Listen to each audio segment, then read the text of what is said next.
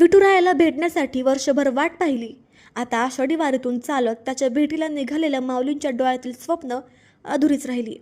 विठुरायाला भेटण्याची आस मनात होती, विठ्ठलाचं नाव मुखात होतं. विठ्ठलाच्या भेटीची आस मनात घेऊन मुखाने ज्ञानोबा तुकारामाचा गजर करत पंढरीच्या दिशेने निघालेल्या एका वारकऱ्याची आणि विठुरायाची वाटेतच ताटातूट झाली. बारामतीमध्ये काल रात्री झालेल्या एका भीषण आणि काळजाचा थरकाप उडवणाऱ्या अपघातात एका ज्येष्ठ वारकऱ्याचा जागीच मृत्यू झाला. या दुर्दैवी घटनेमुळे संपूर्ण पालखी सोहळ्यावर आणि इंदोरी गावावर शोककळा पसरली. हॉटेल शिवदुर्ग समोर काळाचा घाला.